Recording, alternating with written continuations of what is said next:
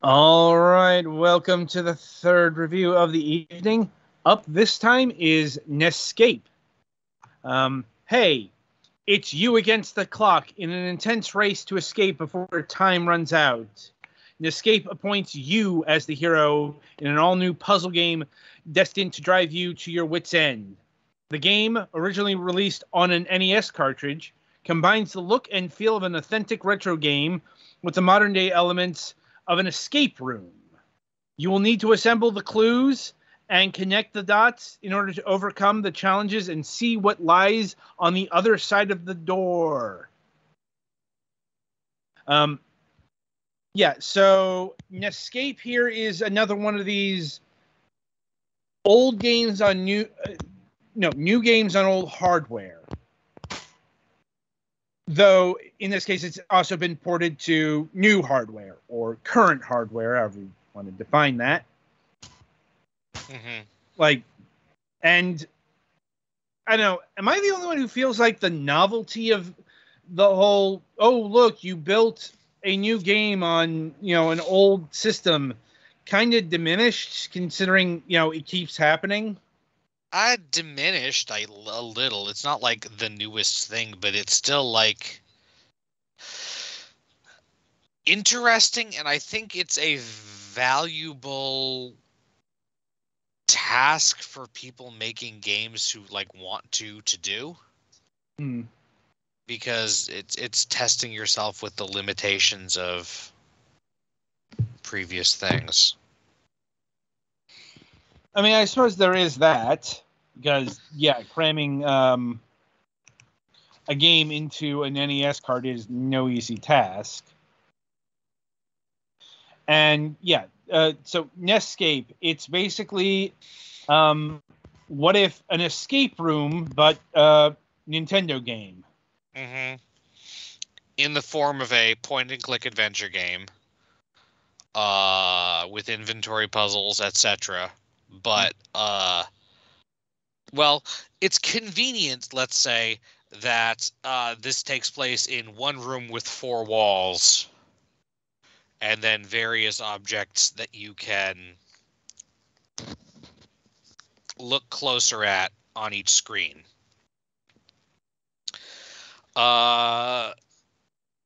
So the game starts with a puzzle. It starts with a lock that you have to get the combination for, which the trailer is conveniently giving away. This took me longer than I wanted to because I didn't recognize the fucking upside down question mark as an eye.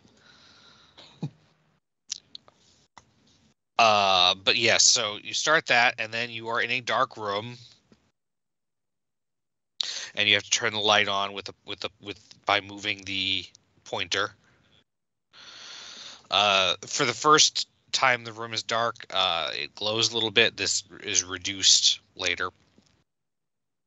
And then you have 4 different walls that are color-coded. You can immediately pick up a flashlight and... What's the other thing? Is the Walkman immediate, or is there another one later? Anyway, there are 2 things you can pick up on the table, and then you look around the room, and you have to find stuff to interact with. Oh, no, the other thing you get right away is the friggin' hairdryer. So pretty much most of the things in the rooms eventually have a purpose in the thing. And over each of the 3 periods, you have to do various puzzles, find keys, and they pretty much all end up with you finding a cassette tape to put in the Walkman, and then it plays a fucking NES compressed voice clip. And then you have to type that word into the typewriter. And then you wake up again in the dark room. And some things have changed. Also, there are apparently sliding tile puzzles here. There is 1 sliding tile puzzle. It is of an untraditional size in that it is not square. It's a 3x4. And I had some difficulty with it because it took me a while to figure out that the final empty square is not the bottom right one. There's also a piano puzzle where you have to actually play notes by sound or brute forcing it, which is not particularly fun. Luckily, you can get a general idea of the contour by looking at the thing you're going with.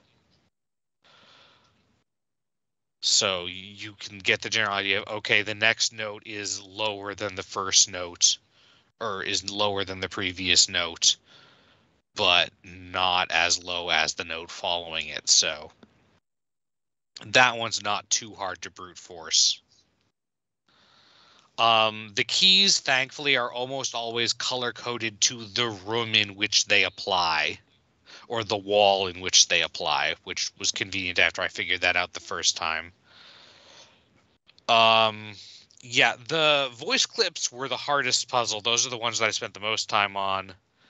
The sliding puzzle was pretty hard, mostly because it's non-traditional, but also I know the quote-unquote the trick for those, which is generally like you solve one side and then you solve the, like, usually it's top left.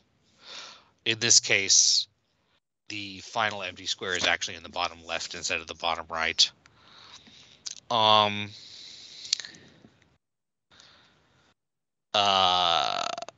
there's also a Morse code one, but that's a little bit easier because it's just Morse code playing over the phone, and there's a hidden Morse code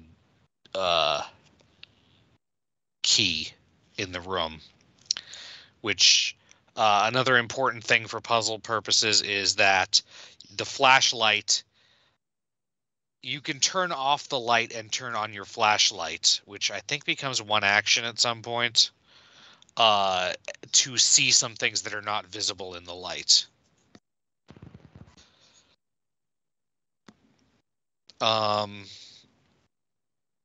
So yeah, the audio puzzles are a pain, because like the answers are simple, but it's hard to include like spoken language in a friggin' NES thing.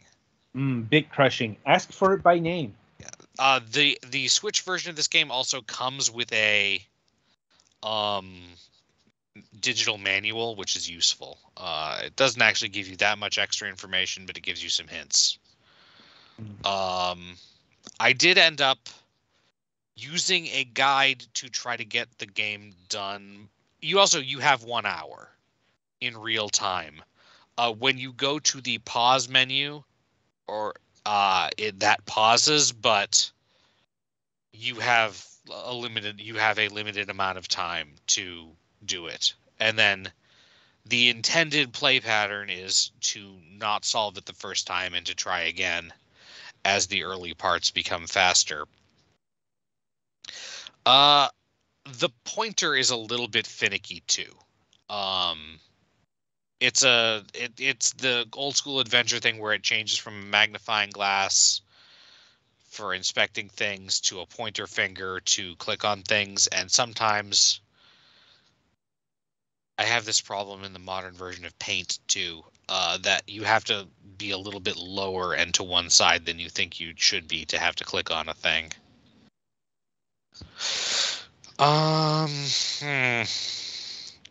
Other than that, there's not really like a huge conclusion once you get out, because again, this is a cramped game, but it's really interesting to see what they were able to accomplish with effectively stock NES hardware, allegedly. Like, they are actually releasing an NES cartridge of this, which presumably comes with a physical manual. Well, you can bring that up on Wednesday.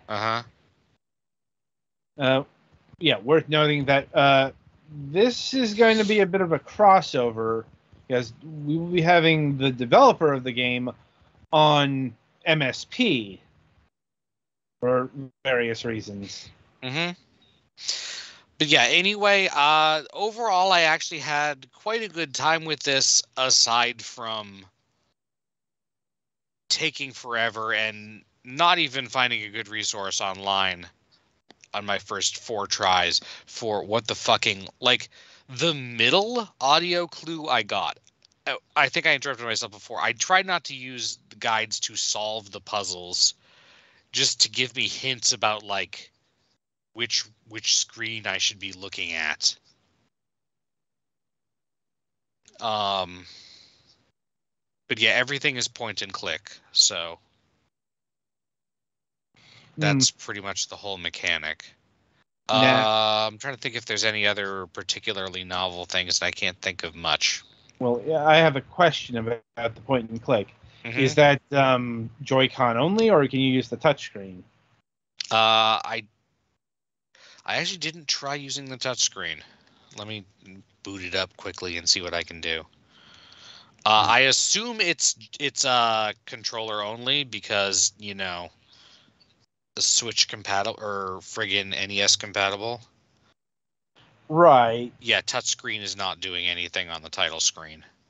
Okay, good to know. Which, as previously established, you start out with a puzzle, so.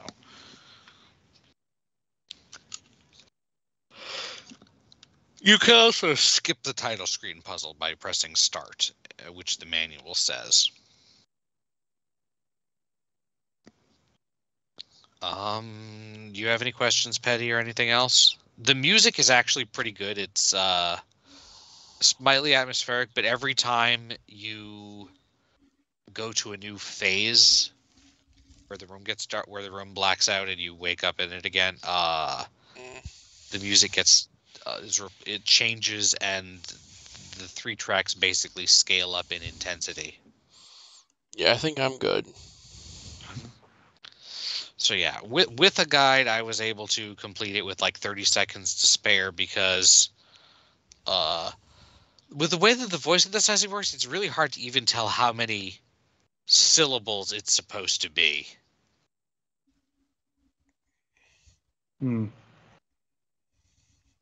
And it has a liquid, or it has a nasal in it that I thought was a fricative. The first one was hard. The second one was comparatively easy, and then the third one was the hardest, and also I found one alleged walkthrough for the game that had the wrong word for it, so I wonder if they changed that at some point in production. It's possible. But yeah, that's about what I got. All right. In terms of pricing, this game clocks in at $4.99. I think that's worth it. Yeah, it is an interesting experience to try to play and it reminds me of some classic NES games too that did the point and click thing. But it is a kind of modern concept to be put in a actual 8-bit environment. Oh, and allegedly a few of the puzzles are randomly generated when you start the thing up, but the audio ones shouldn't be one of that because there's no way that they can fit many of those in the game. The music puzzle might be, but I don't think it is. Oh, and there's a fucking roll goal. But that's comparatively easy because you're playing it with a fucking D-pad. It's Anything just else? slow. No, I think that's all. All right. So that'll about do it for NEScape here. Be sure to tune in after the break as we'll be reviewing Super 3D Noah's Ark.